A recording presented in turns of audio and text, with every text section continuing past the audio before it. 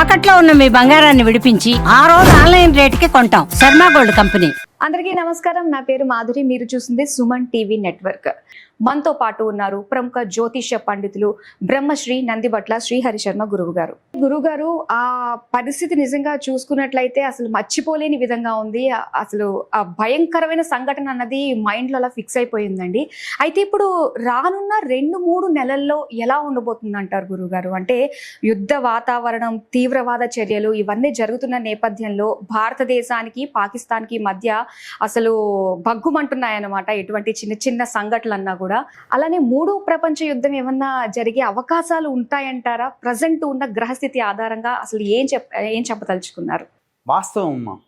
ఎందుకంటే మీరు అడిగినట్టుగా ఈ గమనించినటువంటి సందర్భాలలో ఈ షడ్గ్రహ కూటమి మరియు ఈ గ్రహణము, శని మార్పు జరిగిన తదనంతరం 4 నెలల వరకు ఆల్రెడీ ఒక నెల లోపలనే మనం ఇంతటి మారణకాండ చూసాం. ఇంకా గ్రహస్థితులు అనుకూలంగా లేవండి. జూలై వరకు కూడా మారణ హోమాలు ఎక్కువగా జరుగుతాయి, ప్రపంచవ్యాప్తంగా జరుగుతాయి. దీనికి మన భారతదేశం ఏమీ మినహాయింపు కాదు. ఇప్పుడున్నటువంటి పరిస్థితులు కనుక చూసుకున్నట్లయితే భారతదేశము యుద్ధమే చేస్తుంది, కాకపోతే చాలా డిప్లొమాటిక్గా వ్యవహరిస్తుంది. అంటే వాటితో నేరుగా యుద్ధం చేయకుండా ఇతరత్ర అనేక మార్గాల ద్వారా దిగ్బంధనం చేసింది. ఆల్రెడీ మనకందరికీ తెలిసిందే. ఇది కొనసాగుతుంది. దీని ప్రభావము ప్రతిరోజు కూడా టెన్షన్ వాతావరణంతో కూడుకున్నటువంటి పరిస్థితిగా ఏర్పడవచ్చు. అయితే మీకు ఇక్కడ ఒక విషయం తెలియచేస్తాను. ఏమిటి అనంటే కాలసర్పయోగం అనేటువంటిది ఏర్పడబోతుంది. ఎప్పటి నుంచి? 18 మే 2025 నుంచి 6 జూన్ 2025 వరకు. అంటే ఏమన్నట్టు 11 రోజులు, 18 మే నుంచి 30 అంటే 12 రోజులు ప్లస్ 6 18 రోజులు. కాబట్టి 18 రోజుల పాటు కాలసర్పయోగము అనేటువంటిది ప్రపంచవ్యాప్తంగా గ్రహాలన్నీ కూడాను రాహుకేతుల మధ్య బంధింపబడుతాయి. ఇది గుర్తుపెట్టుకోండి. ఈ సమయము అత్యంత కీలకమైనటువంటి సమయం. ఈ సమయంలో చాలా మటుకు ప్రిపరేషన్స్ అవుతాయి. కాలసర్పయోగంలో ఉన్నప్పుడు ఏది ఇబ్బంది కాదు, కానీ ఆ ప్రిపరేషన్స్, మారణకాండ, విధ్వంసలు, యుద్ధాలు జరగడానికి ప్రిపరేషన్స్ జరుగుతాయి.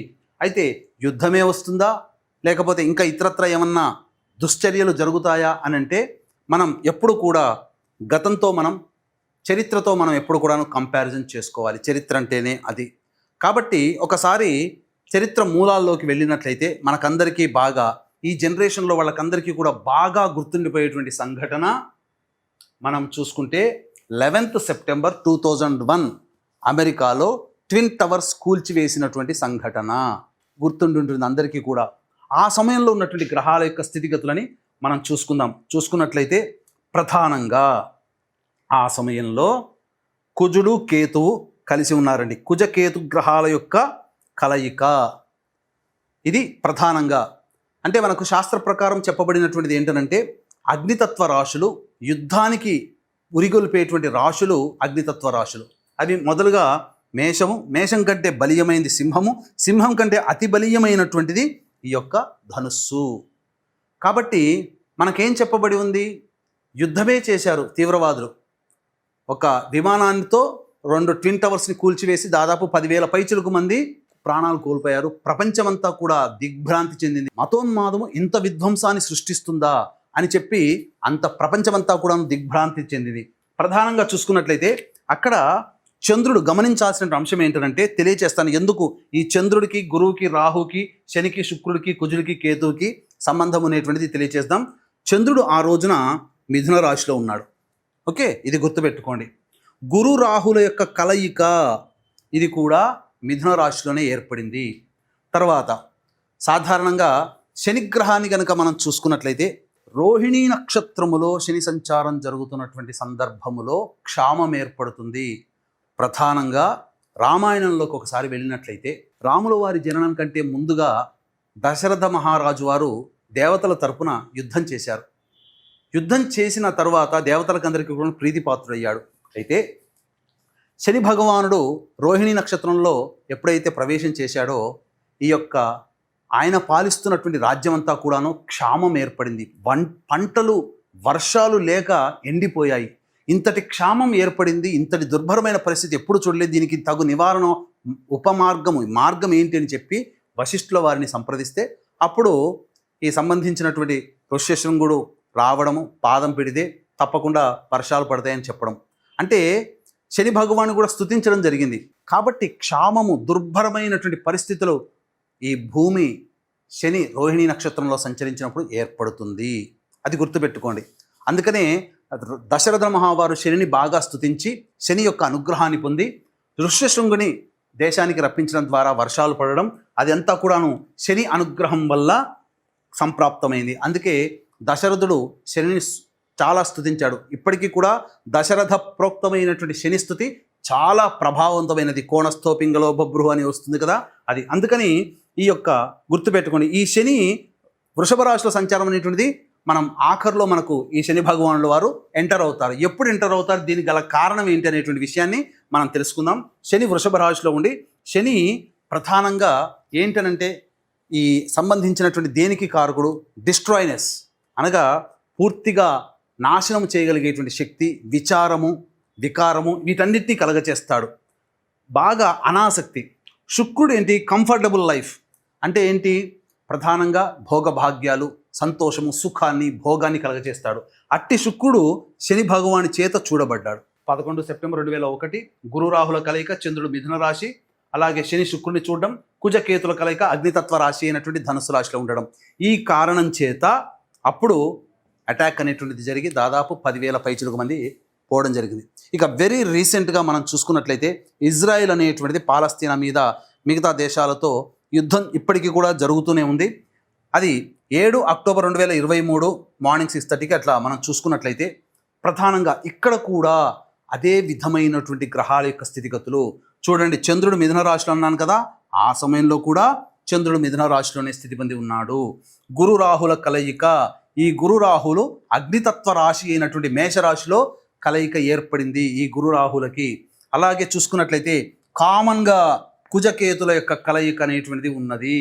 ఇది గుర్తుపెట్టుకోండి, కామన్గా కుజకేతుల యొక్క కలయిక అనేటువంటిది ఉన్నది. అలాగే చూసుకున్నట్లయితే ప్రధానంగా బుధుడు డ్యూయల్ సైన్లో ఉన్నాడు. గుర్తుపెట్టుకోండి, బుధుడు డ్యూయల్ సైన్, ద్విస్వభావ రాశిలో ఉన్నాడు. ఎప్పుడు, ఈ 11 సెప్టెంబర్ 2001 ఈ ట్విన్ టవర్స్ కూల్చే సందర్భంలో బుధుడు డ్యూయల్ సైన్. అలాగే ఇజ్రాయెల్ అటాక్లో బుధుడు డ్యూయల్ సైన్. మరియు శని వక్రీకరించి శుక్రుని వీక్షణ చేస్తున్నాడు, ఇక్కడ కూడా శని వీక్షణ. ఎన్ని కాంబినేషన్స్ అనేటువంటివి ఏర్పడ్డాయి. ముఖ్యంగా చూసుకున్నట్లయితే ఈ కుజకేతువులు అనేటువంటివి కీ రోల్ పోషిస్తాయి. అంటే పిశాచ యోగాన్ని కలగచేస్తాయి. పిశాచ యోగం అంటే ఏంటంటే ఆ గ్రహాల కలయిక ఉన్నటువంటి జాతకులకి చాలా దుర్భరమైన పరిస్థితులు, ఆ దశాంతర్దశలు కానీ ఈ సంయోగం గ్రహ ట్రాన్సిట్లో గోచారంలో గ్రహాల యొక్క స్థితిగతులు ఉన్నప్పుడు ఇబ్బందులు ఎదుర్కొంటారు.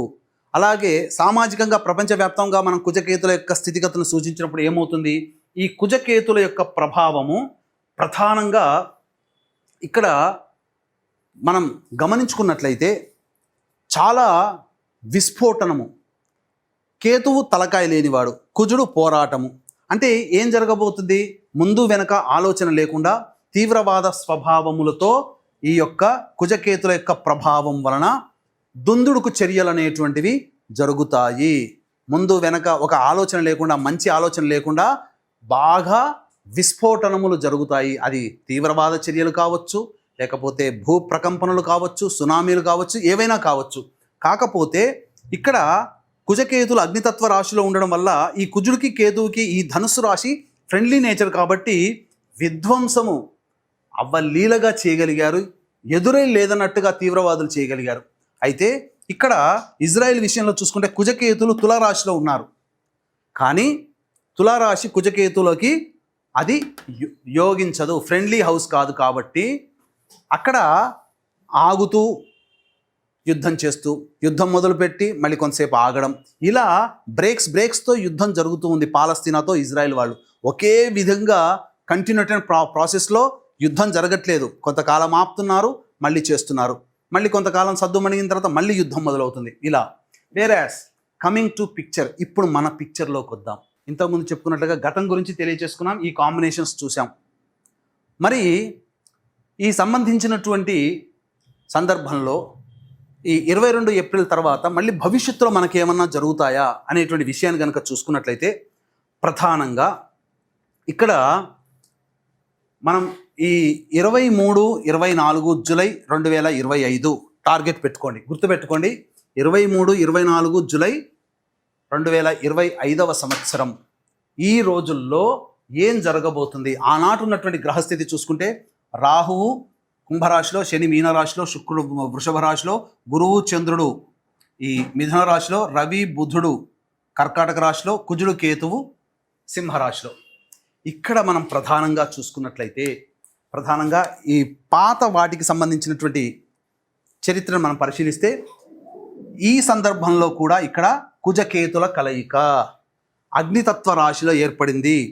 కాబట్టి అగ్నితత్వ రాశిలో కుజుడు కేతువు చాలా బలంగా ఉన్నారు. పైగా సింహరాశి కుజకేతులకి ఫ్రెండ్లీ హౌస్ కాబట్టి ఇక తిరుగంటూ ఉండదు. ఆ కుజకేతులు తమ ప్రభావాన్ని చూపుతారు. రాహు ఎయిరీ సైన్లో ఉన్నాడు కాబట్టి ఇది కూడా. అలాగే శని తన సొంత నక్షత్రంలో జలతత్వ రాశిలో ఉన్నాడు. ఇక్కడ చూసుకున్నట్లయితే శని శుక్రుల యొక్క వీక్షణ ఎలా ఉందో ఇక్కడ కూడా శని శుక్రుల యొక్క వీక్షణ, శని శుక్రుల మీద వీక్షణ ఉన్నది. అలాగే అన్ని సందర్భాల్లో చూసుకుంటే మిథున రాశిలో చంద్రుడు ఉన్నాడు. ఈ 23, 24 జూలైలో మిథున రాశిలోకి చంద్రుడు ఉంటాడు. కాబట్టి ఇది ఇక్కడ కాంబినేషన్ మనకు కుదిరింది. ఇక ప్రధానంగా చూసుకున్నట్లయితే ఈ కుజకేతుల యొక్క కలయిక పిశాచ యోగం అని చెప్పుకున్నాం కదా, అది కూడా ఇంతకుముందు జరిగినటువంటి విధ్వంసంలో ఇది ఏర్పడింది. మరి గురువుకి రాహువుకి సంబంధించి ఎక్కడా కూడా లేదు కదండి, గురు రాహుల కలయిక లేదు కదా, ఇంతకుముందు గురు రాహుల కలయిక ఉంది, గురు రాహుల కలయిక ఉంది, ఇక్కడ లేదు కదా అని అంటే ఇక్కడ గురు రాహుల కలయిక లేకపోయినప్పటికీ కూడాను గురువు 9వ దృష్టితో ఈ యొక్క రాహుని వీక్షణ చేస్తున్నాడు, గుర్తుపెట్టుకోండి. పైగా రాహువు గురు నక్షత్రంలో, గురువు చంద్రుడు రాహు నక్షత్రంలో ఉన్నారు. ఇది చాలా కీలకం. గురు రాహుల డైరెక్ట్గా కలయిక కంటే రాహువు గురు నక్షత్రంలో, గురువు చంద్రుడు రాహు నక్షత్రంలో ఉండడం చాలా బలీయమైనటువంటిది అన్నమాట. ఇంకా ఈ బలాన్ని ఎవ్వరు కూడా తగ్గించలేరు, అంతటిది. కాబట్టి ఇంకా మనం విషయాలు చూసుకున్నట్లయితే ప్రధానంగా ఈ అటాక్ జరిగినప్పుడు నక్షత్రాలు ఏవైతే ఉన్నాయో పాపగ్రహాలకు సంబంధించినటువంటి నక్షత్రాల్లో గ్రహాలన్నీ ఉన్నాయి. ఇప్పుడు కూడా చూసుకుంటే శని ఉత్తరాభాద్ర నక్షత్రం అంటే తన సొంత నక్షత్రం, శని పాపగ్రహమే. శుక్రుడు మృగశిర నక్షత్రం, కుజుడి యొక్క నక్షత్రం, కుజుడు పాపగ్రహమే. గురుచంద్రుడు రాహు నక్షత్రం, గురుచంద్రుడు కూడా పాపగ్రహ నక్షత్రాల్లోనే. రవి పుష్యమి నక్షత్రం, బుధుడు తన సొంత నక్షత్రం అయినప్పటికీ కూడాను వక్రీకరించి ఉన్నాడు. ఇక ఈ కుజుడు కేతువు మఖా నక్షత్రం, కేతువు పాప నక్షత్రమే. చూసుకుంటే బుధుడు వక్రీకరించి బుధుడు కూడా విశ్వభావ రాశి యొక్క ఫలితాలను ఇవ్వబోతున్నాడు. ఇక్కడ మనం చూసుకున్నట్లయితే బుధుడు డ్యూయల్ సైన్లో ఉన్నాడు ఈ సంఘటనలు జరిగినప్పుడు గతంలో, కానీ బుధుడు వక్రీకరించినట్టు కారణం చేత మళ్ళీ డ్యూయల్ సైన్లోకే ఫలితాలను ఇస్తున్నాడు. ఇంతటి ప్రభావవంతమైనటువంటి సమయం ఉన్నప్పుడు ఇక్కడ మనం చూసుకుంటే ప్రధానంగా 8 గ్రహాలు పాపగ్రహాల నక్షత్రంలోనే ఉన్నాయి. శని రవి శని నక్షత్రం, కుజుడు కేతువు కేతు నక్షత్రం, గురువు చంద్రుడు రాహు నక్షత్రం, శుక్రుడు కుజ నక్షత్రం, రాహు గురు నక్షత్రం. ఇక్కడ అన్ని విధాలుగా చూసుకుంటే పాపగ్రహాల నైసర్గిక పాపగ్రహాల యొక్క నక్షత్రంలో దాదాపు 8 గ్రహాలు, 1 2 3 4 5 6 7 8 గ్రహాలు, 8 గ్రహాలు నైసర్గిక పాపగ్రహాల యొక్క నక్షత్రంలో పడ్డాయి. అంటే చూడండి, పాపగ్రహాలకి ప్రభావంగా ఉన్నప్పుడు ఇక దానికి అడ్డు అదుపు అంటూ ఉండదు. ఈ ఏదో జరగబోతుంది. 23, 24 జూలై 2025లో చాలా మటుకు ప్రపంచవ్యాప్తంగా, భారతదేశం కూడా మినహాయింపు కాదు, మళ్ళీ తెలియచేస్తున్నాను, ఏదో జరగబోతుంది. అంటే ఏం జరగబోతుంది? కుజకేతుల యొక్క ప్రభావము ఈ యొక్క సింహరాశిలో విశృంఖలత్వాన్ని సూచిస్తుంది. అంటే అడ్డు అదుపు లేకుండా తమ యొక్క పనులని స్వేచ్ఛని పొందడం కోసం కొంతమంది స్వాతంత్రాన్ని కోరుకోవచ్చు, ఉన్న దేశం నుంచి విడిపోవచ్చు. అంటే బెలూచిస్తాన్ ఇలాగే కొన్ని దేశాలు ఎదురు చూస్తున్నాయి కాబట్టి స్వాతంత్రాన్ని ఆ సమయంలో స్వాతంత్రాన్ని పొందవచ్చు. లేదా విద్రోహకర చర్యలు, తీవ్రవాద చర్యలు చాలా ప్రస్ఫుటంగా ఏర్పడబోతున్నాయి. అన్నిటికంటే ముఖ్యంగా చూసుకున్నట్లయితే ఎప్పుడు ఈ రకమైనటువంటి ఇబ్బందికర పరిస్థితులు ఎదురవుతాయంటే 22 జూన్ నుంచి 5 జూలై వరకు కూడా రవి రాహు నక్షత్రం, ఇక్కడ గురువు కూడా రాహు నక్షత్రం. ఈ కారణం చేత జనాలలో అన్రెస్ట్ అంటే ప్రజలలో ప్రభుత్వ వ్యతిరేక అనేటువంటిది మొదలవుతుంది. రవి గవర్నమెంట్కి కారకుడు, ప్రజాస్వామ్య వ్యవస్థలలో గవర్నమెంట్కి కారకుడు. కాబట్టి ప్రజలలో అసంతృప్తి చెలరేగి తిరుగుబాటు చర్యలు ప్రపంచవ్యాప్తంగా ఏదైనా దేశంలో జరగవచ్చు.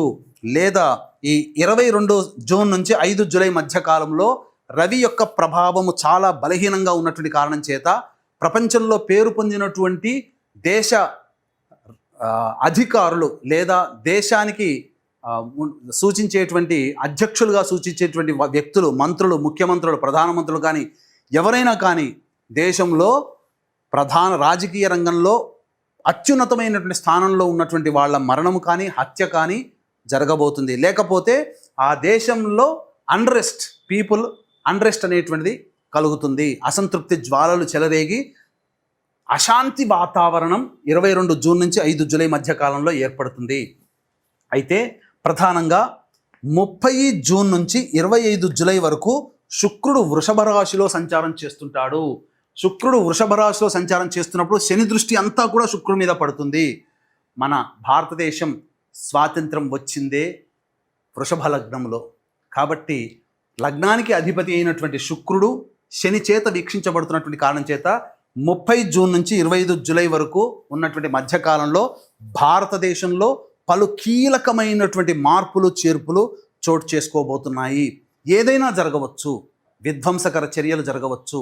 కాబట్టి ప్రజలందరూ కూడా అప్రమత్తతతో ఉండండి. చాలామంది అనుకునేటువంటిది ఏంటనంటే ఏదైనా జరుగుతుందా, ఇబ్బందులు ఎదురవుతాయి, యుద్ధం వస్తుందా అని చెప్పి. యుద్ధము వచ్చేంత చర్యలు జరుగుతాయి. ఒకవైపున చూసుకుంటే ఏదైనా కానీ మారణకాండాలు అనేటువంటివి జరుగుతాయి. కాకపోతే ఇది ఆరంభం మాత్రమే, అంతం కాదు అని గుర్తుపెట్టుకోండి. చూసారు కదండి, రాబోయే 2-3 నెలల్లో మనం చాలా జాగ్రత్తగా ఉండాలి. దానికి సంబంధించి అది బయటపడడానికి ఎలాంటి పరిహారాలు ఉన్నాయన్న విషయాలు కూడా మనకి గురువుగారు తెలియజేశారు. అందరం కూడా అది ఖచ్చితంగా పాటించి తీరాల్సిందే. ఇంత చక్కగా మా అందరికీ వివరించినందుకు ధన్యవాదాలు గురువుగారు. సర్వం శ్రీ ఉమామహేశ్వర పరబ్రహ్మార్పణమస్తు.